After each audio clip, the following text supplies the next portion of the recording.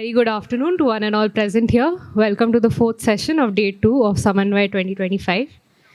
This session is a talk titled Myth and Migration.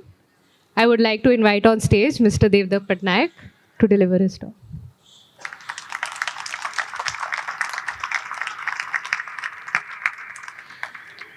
Our speaker for this session requires no introduction. However, allow us to relay to you a few highlights from his illustrious career. Devdutt Pattanaik is a much sought-after speaker and cultural consultant who uses mythology as a toolkit to make sense of work, life, business, and entrepreneurship. He has written over 50 books on the relevance of Indian and world mythology in modern times. He has also written over 1,000 newspaper columns that appear regularly in reputed English and Hindi journals. His TV shows, Business Sutra and Devlok, have been seen as path-breaking. Mr. Pattanaik has single-handedly mainstreamed mythology in India over the last 30 years. Devdutt Patnaik लोकप्रिय वक्ता और सांस्कृतिक सलाहकार हैं जो कार्य, जीवन, व्यवसाय और उद्यमिता की समझ को विकसित करने के लिए पौराणिक कथाओं का उपयोग टूल किट के रूप में करते हैं। उन्होंने आधुनिक समय में भारतीय और विश्व पौराणिक कथाओं की प्रासंगिकता पर 50 से अधिक किताबें लिखी हैं। उनके टीवी शो बिजनेस सूत्र और देवलोक को पथ प्रदर्शक के रूप में देखा गया है।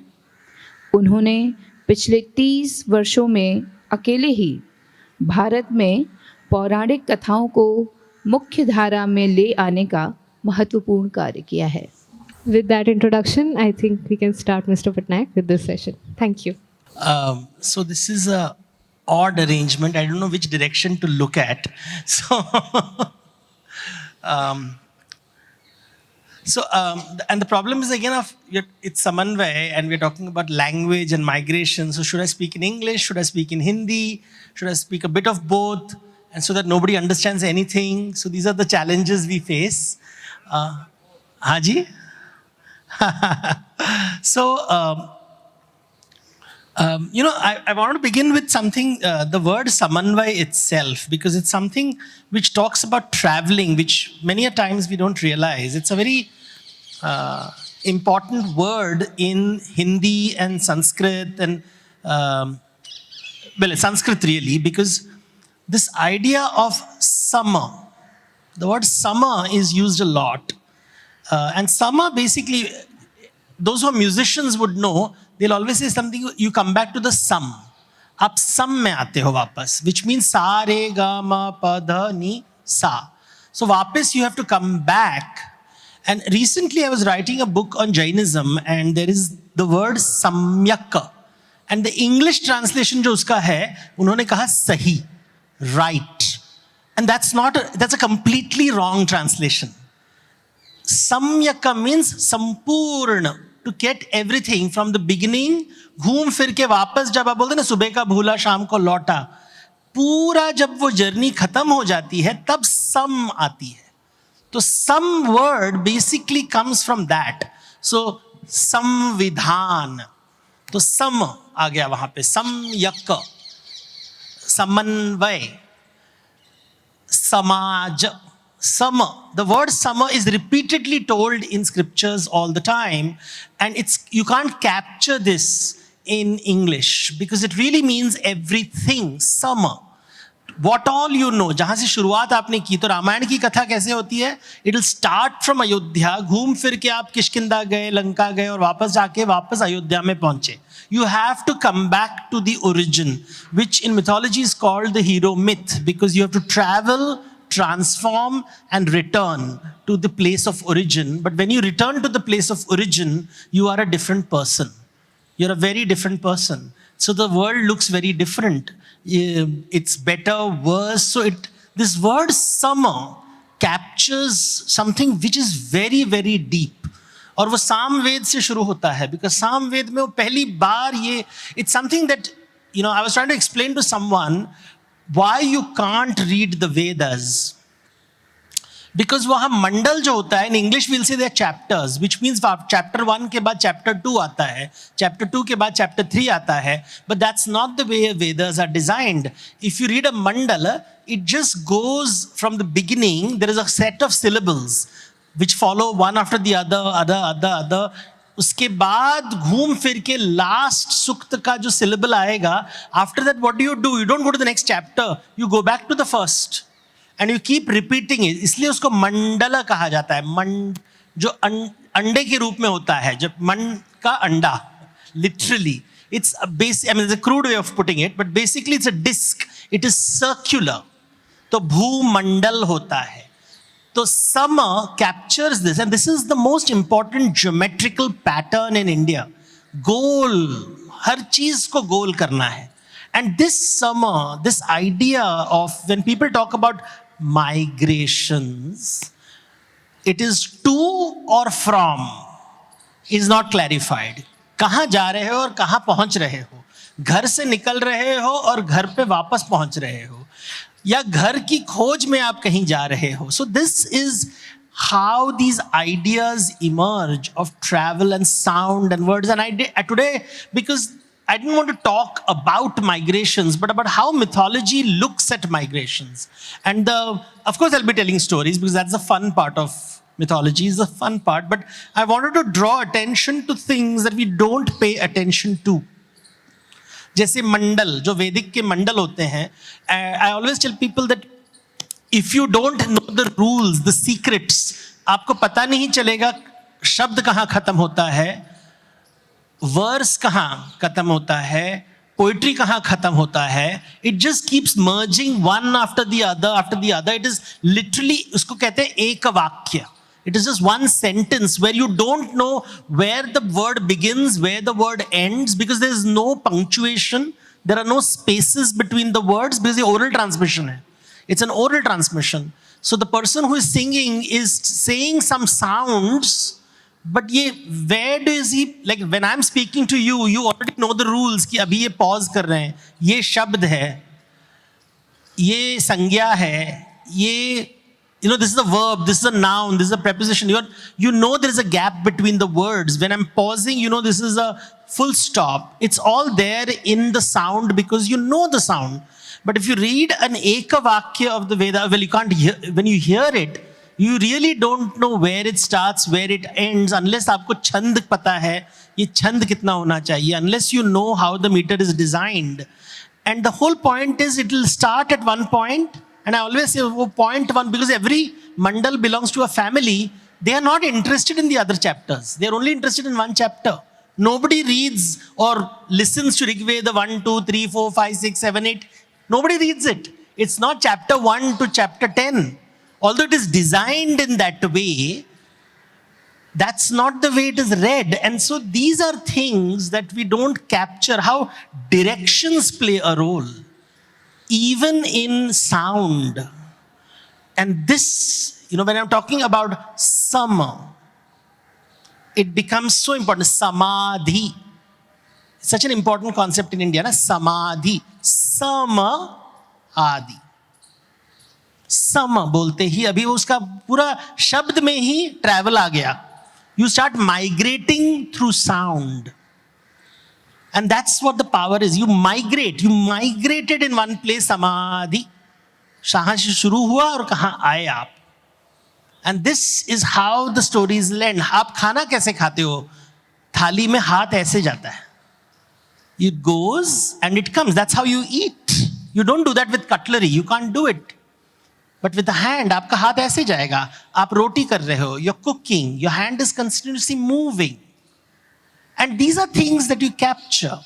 So, you know, I love when you're reading mythology. One of the things which, if you want to travel, अगर आप you want to move, कहीं आपको जाना है, तो directions become important.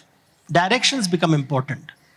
तो मैंने एक प्रश्न पूछा कि दक्षिण को दक्षिण क्यों कहा जाता है? The word south, what Hindi में हम बोलेंगे ना दक्षिण है वो south. But दक्षिण को दक्षिण नाम क्यों दिया गया? Why is it not called something else? And it's very interesting, because daksha means nipunta, capability. your right hand is with which you are very nipun. It's a very skilled hand because most people, not all people, but most people, the right hand is very important. तो अगर आप बोलो वामपंथी का opposite क्या है, दक्षिणपंथी, right wing. तो right hand, right wing, but right south कैसे बन गया? ये दक्ष है, ये दक्ष है. इससे पूजा करते हो, अर्चना करते हो. इन आवर कंट्री विल से अगर आप लेफ्ट हैंड से परोसोगे लोगों को पसंद नहीं आएगा, आप हमेशा राइट को तरफ परोसोगे. So this right hand plays a very important role. लेकिन अगर मैंने राइट हैंड से राइट के तरफ आपको खाना दिया, सो दैट इज बैड. ये बुरा है, ऐसे नहीं खाना दे सकते हो. तो व्हाई? डायरेक्शन. तो सडनली यू रियलाइज दक्ष, अगर if I am facing the east, तो अगर आप यज्ञ कर रहे हो तो आपको पूर्व की दिशा देखना पड़ता है. So you looking at the east. जब आप ईस्ट देखते हो तो पश्चिम ये होता है. तो shadow is falling on this side. तो if those who do yoga, पश्चिमोत्तासन इज व्हाट? बैक एक्सरसाइज, पश्चिम का एक्सरसाइज. अभी पश्चिम इसको क्यों कहा गया है? क्योंकि ये पूर्व है. अगर ये पूर्व है और ये पश्चिम है, तो ये क्या होता है? इमेजिन दक्षिण आ गया, तो सडनली यू रियलाइज दक्षिण मार्ग और ये वाम मार्ग. तो left is north, right is south if you are facing the east. So दक्षिणा मुझे राइट हैंड में दिया जाता है. दक्ष, दक्षिणा, दक्ष, दक्षिणा, दक्षिण. See how the words are connected. भाषा से कितनी चीजें समझ में आती है. This I can't explain in English. If I say it in English, south is south, east is east, north is north. ना पूर्व, east. But then you realise, जब हम पूर्व कहते हैं, in the other meaning of पूर्व, east is पहले जमाने का. पूर्व, पूर्व, प्राचीन. प्राची का मतलब है east.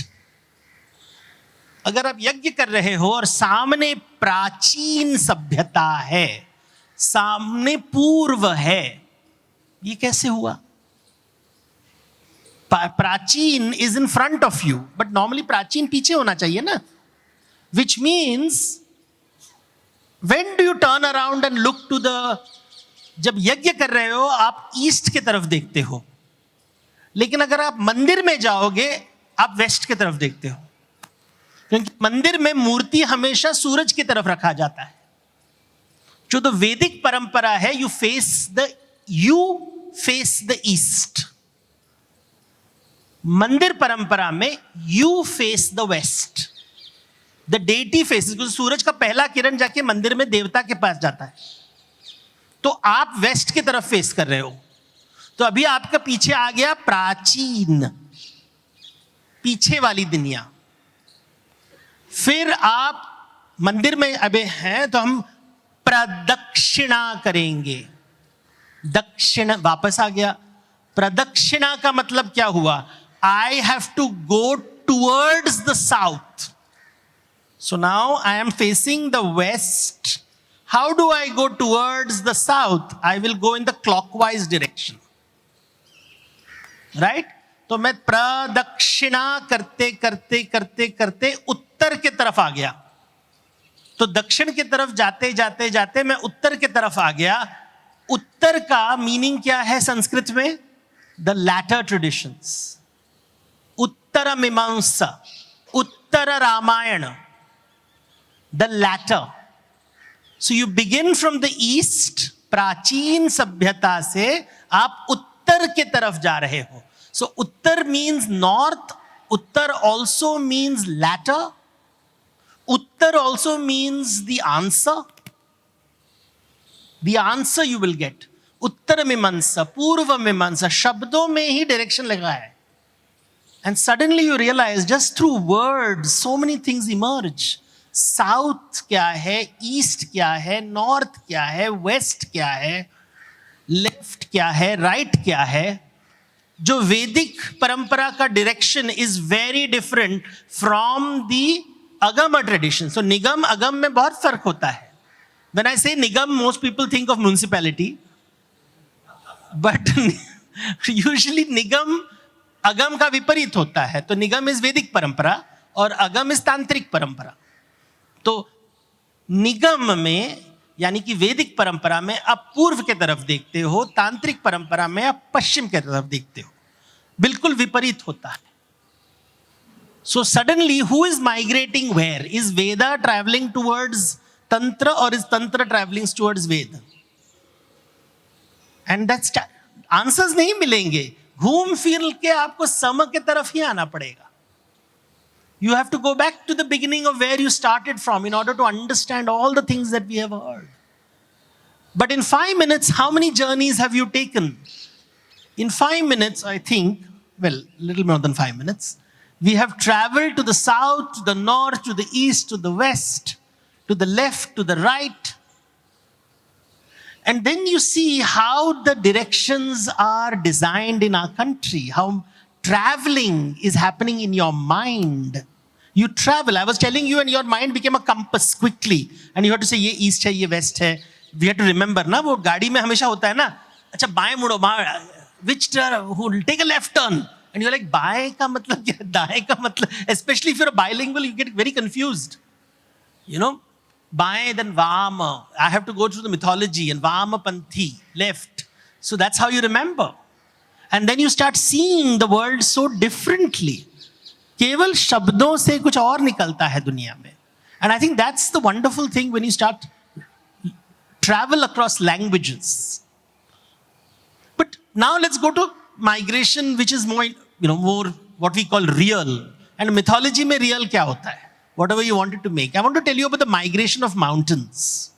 How the stories of mountains migrate. That's what I want to tell you.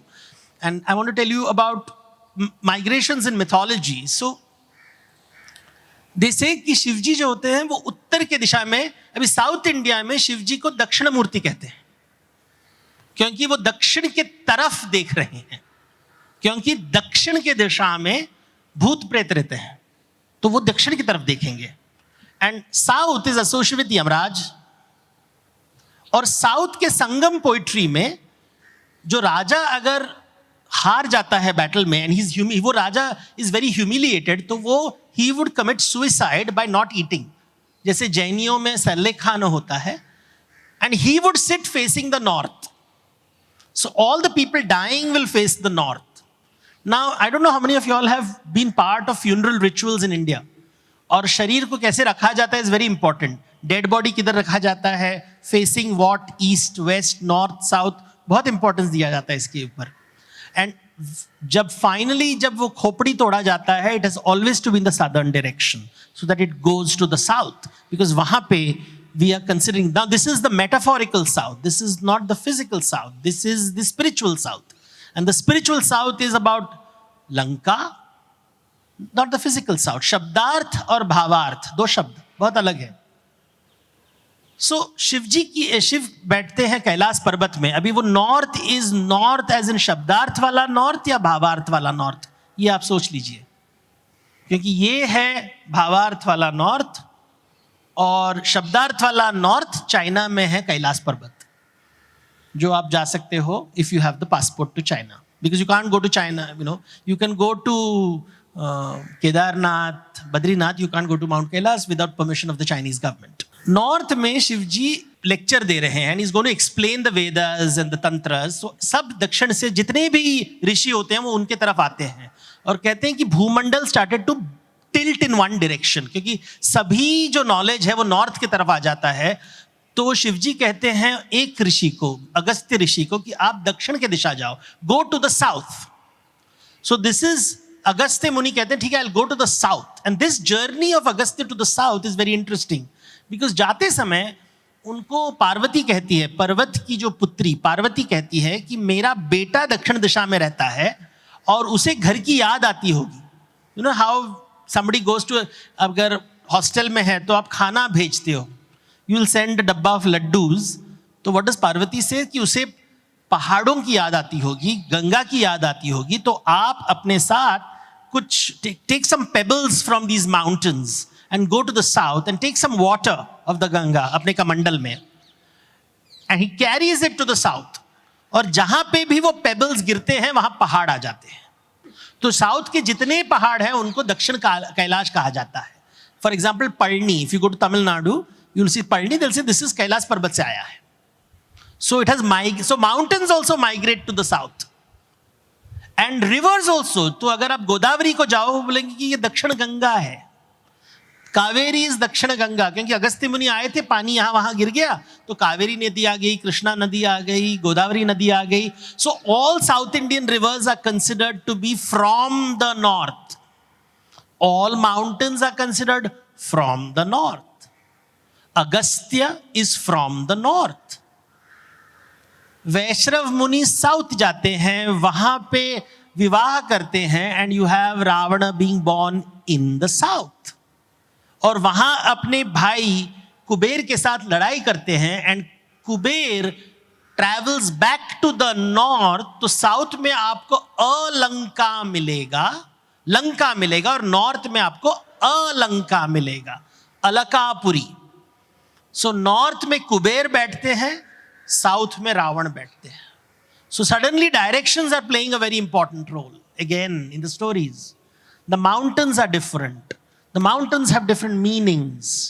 तो जब रामायण में लोग कहते हैं कि रावण दक्षिण दिशा में सीता को ले गए, I keep saying ये शब्दार्थ है या भावार्थ है? किसको आप महत्वपूर्ण समझते हो? क्योंकि विज्ञान में हम शब्दार्थ को वैल्यू देते हैं, आध्यात्म में आप भावार्थ को देते हैं. हम आजकल वैज्ञानिक बन रहे हैं, इसलिए हम शब्दार्थ को वैल्यू दे रहे हैं, भावार्थ को हम भूल चुके हैं. And bhavarth is not important anymore, it is all shabdarth because it is scientific. So you're looking for evidence. But bhavarth में evidence नहीं होता है, भाव होता है.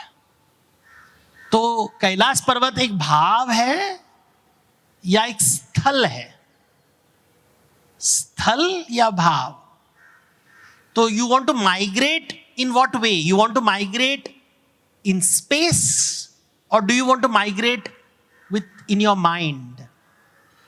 This is the question. जब हम सम की यात्रा करते हैं, जब तीर्थ करना है, तो तीर्थ यात्रा आप फिजिकली कर सकते हो, इंस्टाग्राम फोटो पोस्ट करते करते करते करते करते कि देखो मैंने पूरी भारत का दर्शन कर लिया. लेकिन दर्शन शब्द इज ऑल्सो मेंटल, कि मैंने तीर्थ कर लिया, उसका इंस्टाग्राम नहीं डाल पाओगे. इंस्टाग्राम में वो नहीं, भावार्थ नहीं दिखाई देगा आपको इंस्टाग्राम में. मैं कैलाश पर्वत का फोटो ले सकता हूं, बट वो शब्दार्थ वाला, the literal world, the scientific world, the measurable world, जो सगुण दुनिया है. भारत में हम निर्गुण की बात करते हैं, भावार्थ की बात करते हैं. Because if your mind doesn't travel, if the mind doesn't wander, if the mind doesn't migrate, you will not grow. We don't transform. We remain the same people. We grow materially. We don't grow psychologically. There is no transformation happening.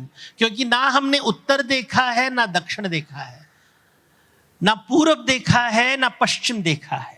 Because we are only talking in terms of the external world, the travelings. Agastya मुनि दक्षिण जा रहे हैं, पहाड़ लेके जा रहे हैं. दक्षिण में पहाड़ है, दक्षिण में सागर है, उत्तर में पहाड़ है, सागर नहीं है. क्या ये, जब I'm writing this sentence down, is it to be taken literally or is it to be taken metaphorically? It is a question that I keep asking people because they keep asking me, so is Ramayana real? And I think भावार्थ या शब्दार्थ? तुम्हारी औकात के हिसाब से मैं उत्तर दूंगा, क्योंकि हजम शक्ति कितनी है आपकी? What can you digest? Because that is what I will serve you. If you can't handle complex ideas, then I'll not give you complex ideas. I'll tell you silly things because you're a silly person. If you are a smart person, क्षमता है, तो दीक्षा मिलेगा, नहीं तो नहीं. And that is how language works in India. This is how stories work in India. Symbols work in India. They're all mixed with each other. Separation nahi hoga. You will never know when I'm talking about reality and when am I using it as a metaphor. It will keep shifting this way and that. I'll give you an example of Shabdarth. I talk to people and I ask them, north to south, आप कैसे travel करते हो? Saying, क्या दिल्ली से we'll go to Chennai. It's so easy. I said, have you understood what it means to cross the Vindhya mountains? The north and the south is divided by the Vindhya mountains, Satpura mountains, Narmada river, Tapti river. So if you're going from north to south, see, it's very easy to travel. If you are sitting in Mathura, you sit on a boat. आप एक boat में बैठ गए, धीरे धीरे मथुरा से, वहां से यमुना नदी के साथ आप जाते रहोगे, आप कहां पहुंच जाओगे? प्रयागराज पहुंच जाओगे, संगम. उसके बाद आगे जाओगे तो काशी आ जाएगा, उसके बाद आगे जाओगे तो पटना की तरफ आप चले जाओगे. Very easy to travel. But if you have to travel to Nashik in Maharashtra, how do you go? We make it sound like, because we are not thinking, abhi physically we are talking about.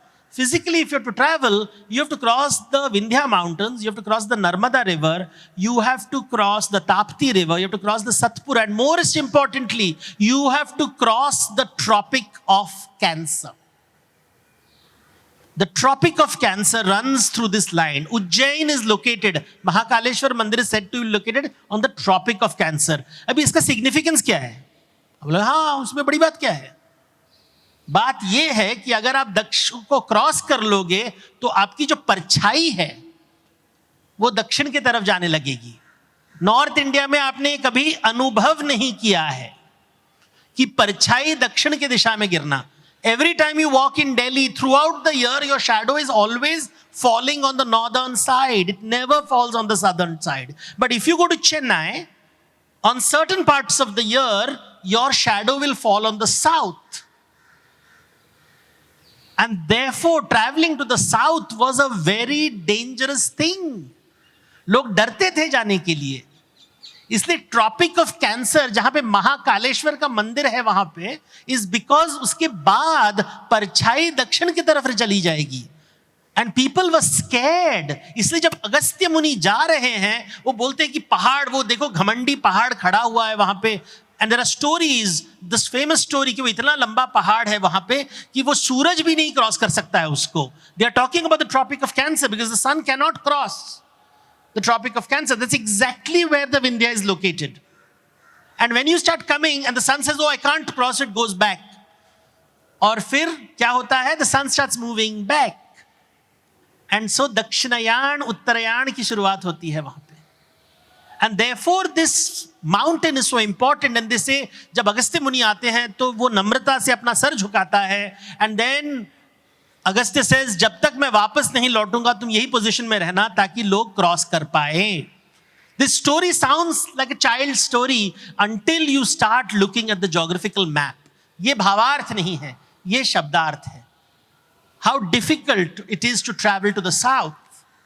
So to cross to the south. So when you see the Kumbh Mela, आजकल बात कर रहे हैं, Kumbh Mela originally is only Haridwar, which is in the north, where the river becomes enters the फ्लैटलैंड. उसका Haridwar valley. और वो कुंभ जब बृहस्पति जाती है in Kumbh rashi, that is Aquarius. What is called Kumbh now at Prayagraj is related to Rishabh rashi. Rishabh के साथ, टॉरस के साथ जुड़ा हुआ है. और वहां पे if you go to Allahabad, what is Prayagraj now, there is a fort over there built by Akbar. और उस फोर्ट के अंदर एक पेड़ है, अश्वत्थ. देयर इज ए banyan tree which you are not given access to. You're not given access to because this is linked to Rishabhdev, जो पहले तीर्थंकर हैं, वहां पे रहते थे. And please remember the Jains practiced fasting to death. और ये माना जाता था कि उस पेड़ के नीचे अगर बैठ के आप अगर सल्लेखान करोगे, you will get मोक्ष. तो लोग वहां जाते थे because people believed it, and therefore even today the government will say, don't enter this. They will not let you enter because you never know, some person will try to do something over there.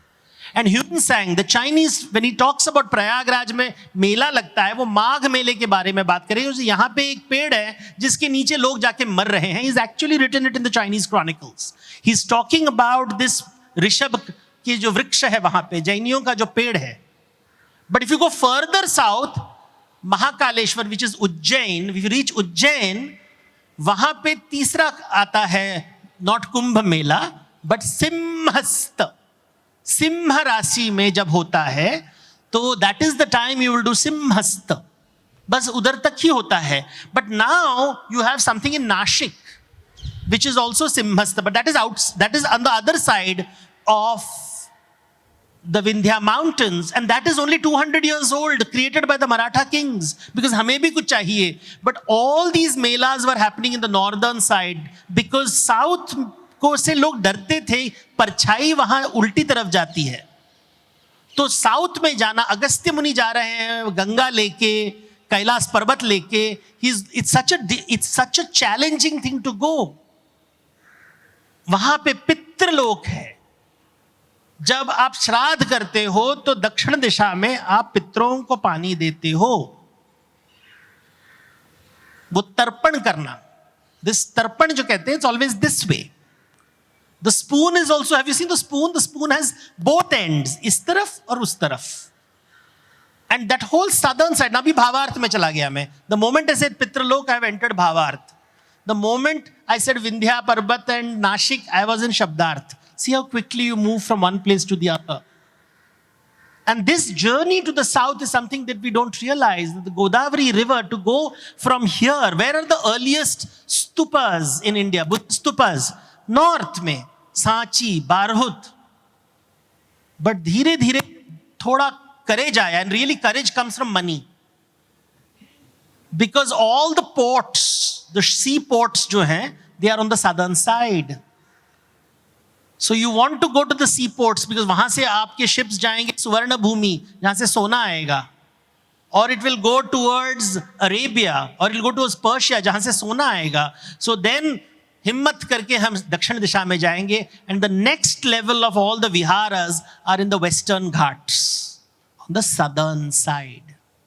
So north and south का जो, जब हम उत्तर पथ दक्षिण पथ कह रहे हैं, उत्तर पत्थर कहां से?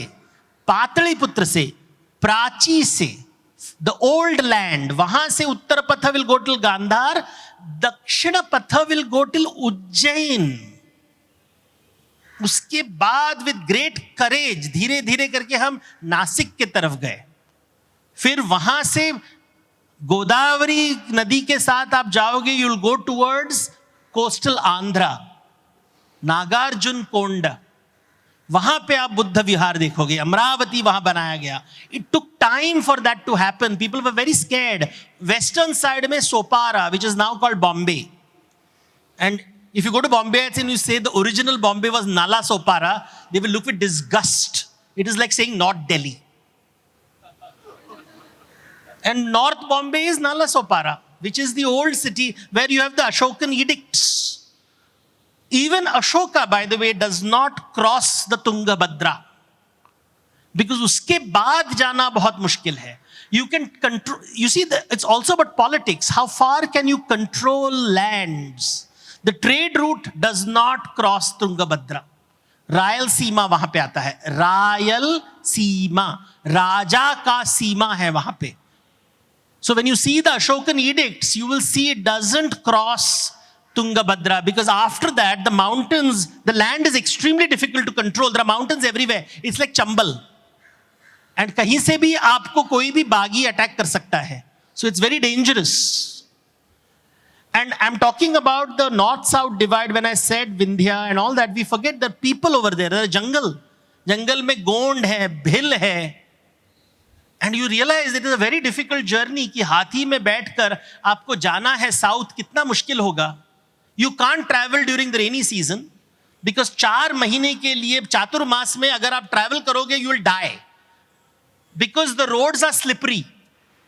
You can't go anywhere. The new rivers are forming because suddenly there will be a flash flood. So you don't travel. Or if last year you traveled, after the rains when you travel, all trees have come, there is no marg. तो मार्ग कहां है? तो आप मृग जहां जाएगा, मृग के साथ मार्ग मिलेगा. इसलिए हमेशा आप देखोगे राजा मृग का शिकार करते हैं, शेर का शिकार नहीं करते हैं, मृग का शिकार करते हैं. बिकॉज मृग से मार्ग मिलता है. और फिर हाथी के साथ आपको जाना पड़ेगा, बिकॉज हाथी के is the only one who can make the highway. The highway has to be made with the hathi. So hathi is important in our country, not the horse. The horse came from northwest, and it was done by people who wanted to control India. But India was built by people who traveled on horses, on elephants. Gaja.